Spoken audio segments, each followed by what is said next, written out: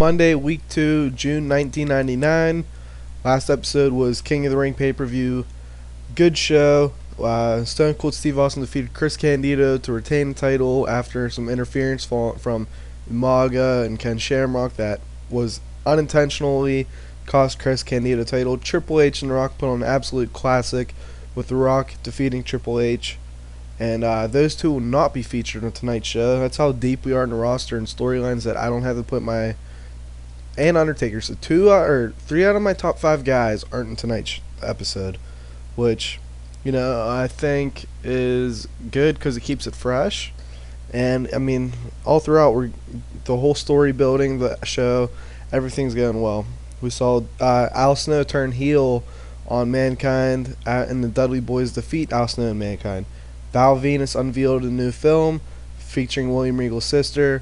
He went on to defeat William Regal. Lance Storm retained his title. The Ministry defeated DX and Kane in a huge upset. D'Lo Brown defeated Godfather. Owen Hart is our new King of the Ring winner. He will have a promo tonight. And Hardy Boys defeated the Acolytes. Alright, so let's start off this show.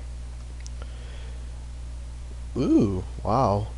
So Chris Candido comes out into the ring with his manager and mentor, Mr. Perfect. Kurt Hennig grabs the mic and says, "You should be looking at the new WWF World Champion," while pointing at Chris Candido, but he was screwed. And then Chris takes the mic and he says, "Vince McMahon, get your ass out here now."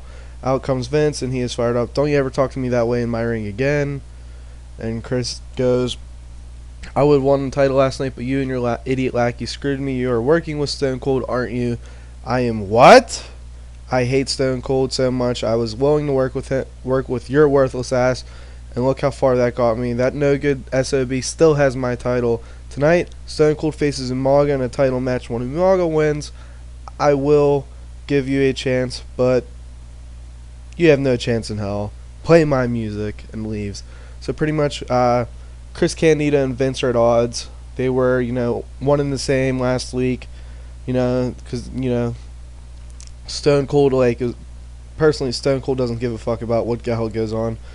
But these two, were in the same boat, same experience, or same goals of wanting to take the title from Stone Cold. Then it just didn't work out, so now they're going against each other. Both still heels, though. Here we see Taz defeat Chavo Guerrero with Tazmission. So this is a short match with Taz getting over Chavo, and Bob Holly was on commentary. So that's going to be a feud, Bob Holly versus Taz. And just a short European title feud. That's what I like about the European title. It doesn't have to be long, arching feuds. It could just be short, month-to-month feuds. Here we see Brian Pillman backstage. Goes up to Vince. He says, "Vince, I want a chance to wrestle Stone Cold in a singles match for the title." And then Vince says, "I'll think about it." So pretty much we're setting up, Brian Pillman wants an opportunity. He's crazy as hell, so it didn't go like this. And one pretty, he's nuts. That's our Brian Pillman. He's nuts, and Vince is just thrown off by it. And he says he'll think about it. So next week we'll probably see Brian Pillman versus Stone Cold for the title. Here we see Goldust proposes to Terry Runnels. This is pretty much a way to have him officially back together as a manager and client or whatever. Because I don't think that I didn't have them back together, and I don't think I ever officially did it, but I could be wrong. But this is just a way to give Goldust some momentum and angle here with him and Terry. Featured now we see Goldust defeat Matt Bloom, Lance Storm's partner, with a bulldog, and this is pretty much just giving Goldust some momentum after he took 2 losses against Lance Storm. Following that, we see Candido and Hennig, Team Perfect, backstage talking about how they were screwed. Chris is pissed, pacing back and forth. Kurt's trying to calm down and say, "Listen, we know we got a spot tonight that we could make a name, make an impact, and that's what we will do." Here, Owen comes in the ring. He cuts a promo, and he says, "You know what? I don't give a damn who I face, and I will, God, I'm swallowing my tongue over here." So pretty much Owen cuts a promo saying that he is the King of the Ring winner. He is coming after Stone Cold. So just in one night, we have Umaga facing Stone Cold. Then we have Brian Pillman won his chance against Stone Cold. Chris Candido won Stone Cold. Owen Hart now won Stone Cold. So we're really giving importance to the title, important to the chase. because we have 4 heels. Not like the guys, got people who are very over, very good, and then we're just setting up stories because that's 4 quality competitors. That's 4 different storylines. Owen would be different from Pillman. Pillman would be different from Candido, and all of them would be different from Umaga. So I just think it's interesting little dynamic with Vince doesn't want Stone Cold to be champion, and guys are stepping up to take the title from him. Following that, we see Hardy Boys versus ENC. This is just a match to have the Hardy Boys, get a match. But what happens is the Marvelous Ones run in and attack the Hardy Boys right when they're about to win.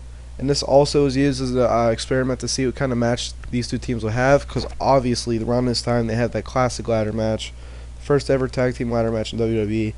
And this is just a way to start the Marvelous Ones program with the Hardy Boys, test this match out for later. Here we see X-Pac warming up backstage. He's doing around nunchuck things. Maybe he's working with bands. Road Dogg walks up to him and he says, "Man, are you sure about Kane? I don't know if we could trust him that well, because Kane's a loose cannon. He's nuts. He doesn't talk. He's out there." And X-Pac says, "Yeah, man.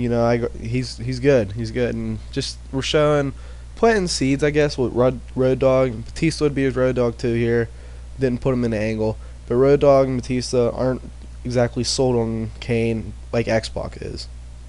So we could lead that into Rabid Dog versus Kane and X-Pac, or actually we lead us at something like that later.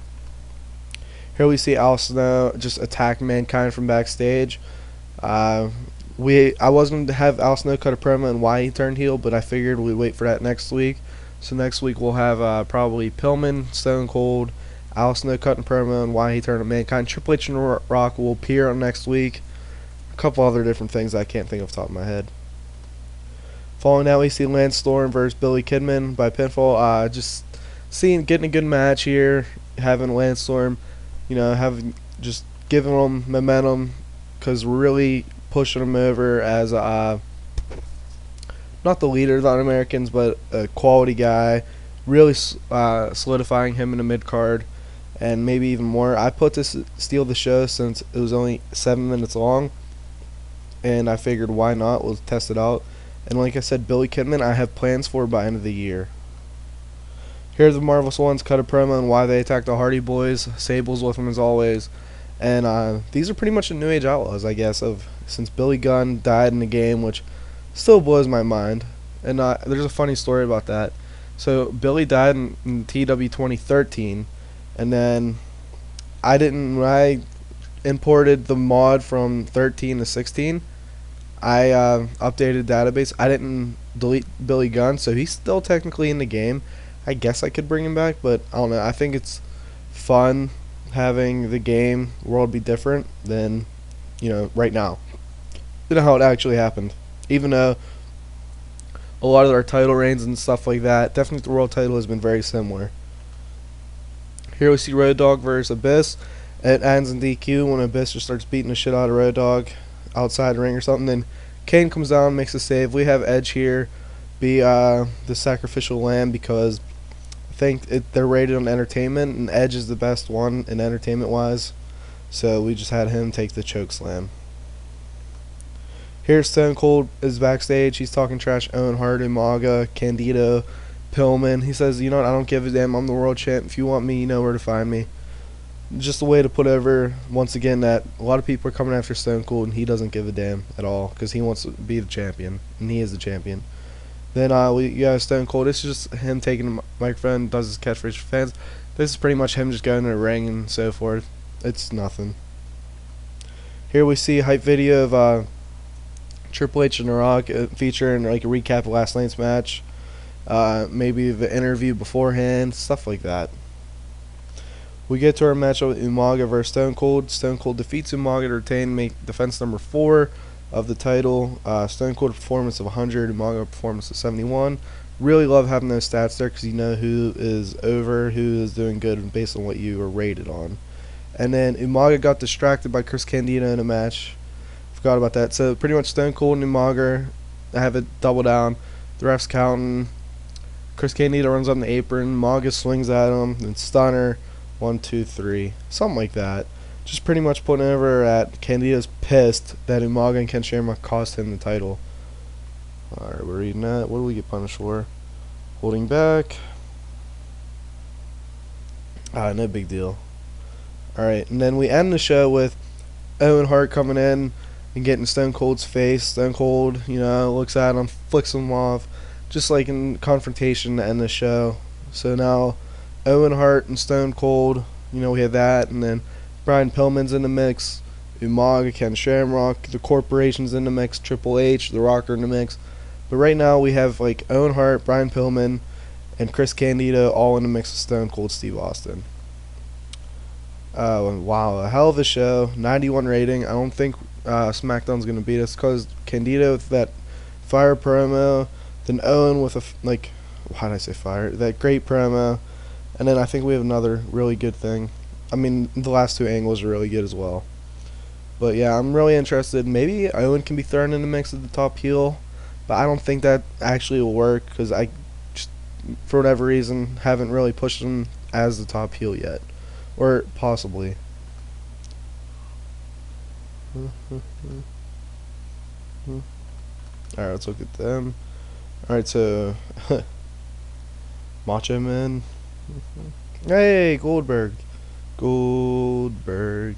And then the Giant defeated Vader. That'd be a pretty decent match if it was, right. So pretty much, well, we got a lot of opinions here. ECW, that's Rhino. Another good rating. Don't really care about that. What I hear from it. There's money. Okay. Edge got over a little bit.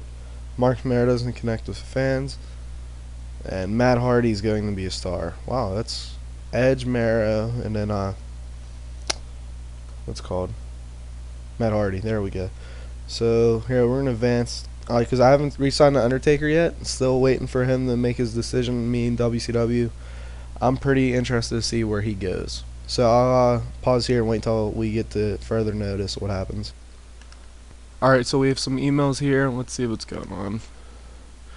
Okay, Chris Jericho is ready to debut in Ever. We gotta figure out how we're gonna do that exactly. And looks like we are re-signing Undertaker.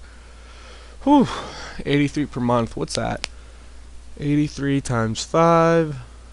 Let's see, that's not really realistic. I imagine he'd make more than that. Per month. I'm dumb. That's about $1 million a year. It's probably around $1 million a year. Yep. So complete contract.